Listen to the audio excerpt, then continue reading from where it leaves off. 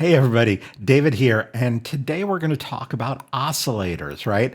A lot of you have been asking me about the S&P oscillator. That's one that a lot of folks talk about, and one of the reasons they're talking about it right now is that over the last couple of days, starting here yesterday, and it looks like continuing into today, as the S&P 500 marches back towards its all-time high, the oscillator is starting to get oversold. Now, does that mean that the move up is done? No. And those of you who've been following my analysis work know that I think we're going higher, but it's a warning that we could slow down and get some pullbacks along the way. We want to know where this oscillator is, and if the S&P oscillator, which isn't what's on my charts, but if the oscillator is starting to get overbought, that suggests that even if we are continuing up, maybe now is not the best spot to buy. And so how do you get yourself something like this on your charts? Well,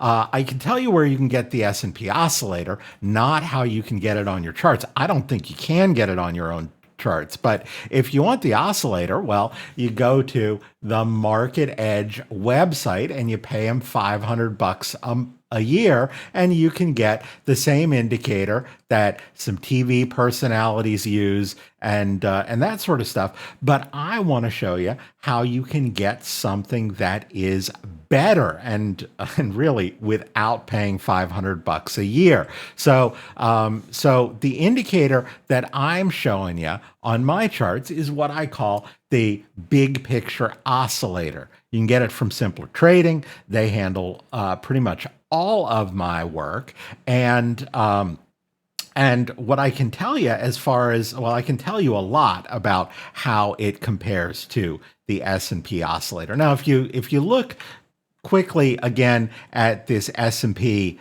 oscillator webpage, you can see that they show you these levels or the oscillator values from back here, kind of May 2023, are sorry, not that one. They've got some other ones here on the page, right? They've got this one a little bit bigger, so it's a little easier for us to see right here from May of 2023 through April of 2024. And so while they won't tell you the current values, they'll show you this old stuff, and I'll show you how this big picture oscillator compares, right? We can look at it visually by showing what the S&P oscillator values that are available for free show us. Now, as I told you, I know that the S&P oscillator here yesterday popped just barely into overbought. That is above 4% in the S&P oscillator. It's very simply above 1.0 here in the big picture oscillator. And we started to climb above that today or yesterday. Today's not done yet. If we were to close here, we would be pushing a little bit more above overbought. So that's where we are now. What if we look at some of those historical levels, then we'll get back to the current situation, right? So if we take that S&P oscillator that they showed us that got, overbought back here in June of 2023. Well, were we, and I don't have this lined up perfectly. Let's see if we can line it up just a wee bit better, right? So June of 2023, right? We get overbought in the S&P oscillator and overbought in the big picture oscillator. Overbought back here and up here in both the S&P and big picture oscillators. We barely touched overbought here, didn't quite get there in the S&P oscillator. Would you have wanted to know that we were overbought up here before we sold off for several months down probably about 500 points in the S&P 500?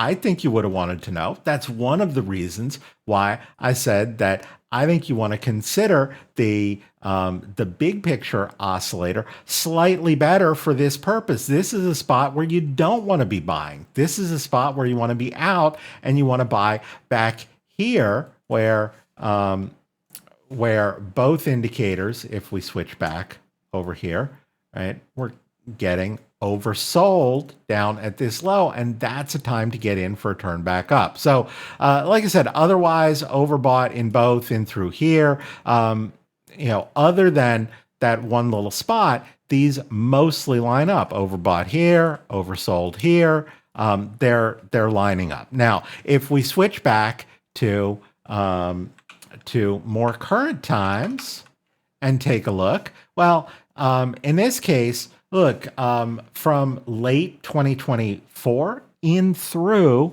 where we are here in June of 2025. Again, things pretty much line up. If you were to have available to you the S&P Oscillator levels for this period of time frame, the spots where both are overbought and oversold would line up perfectly, except for one thing: the all-time high in the S&P 500, where the big picture oscillator was overbought. Again, I think you would have wanted to know when we're making all-time highs that we're overbought, but where the S&P oscillator wasn't. So again, the big picture oscillator, my opinion, and based on the analysis I've done, I find performs a little bit better, but they're going to give you very similar overbought and oversold readings. So if you're looking for something that works very similar to the S&P short range oscillator, I think the big picture oscillator that I've got here will give you comparable and, in my opinion, slightly better results. And if we want to talk about better, you can put it on your own charts if you use Thinkorswim or if you use TradingView. And as I told you, it's not going to cost you $500 a year. I give it away to folks who use my service for free. Now, my service isn't free, but the Voodoo Mastery service from Simpler Trading, where we have market analysis every single day. You get to see all the trades that I'm taking in my personal account, all those sorts of things. Look, you can take a 1-month trial for that for $7. And even if you hate it, you get this oscillator for free. You get to walk around, and $7 one-time fee to keep this thing forever is certainly a whole lot less than $500 a year. So I thought you'd be interested in taking a look. Again, I am holding off on adding new long positions until we get a pullback. Of course, we built those long positions up coming off of these lows from an oversold level, right? And we got lots of other technical indications along the way, right? We got our Zweig breadth thrust to stick with this. Our Elliott wave picture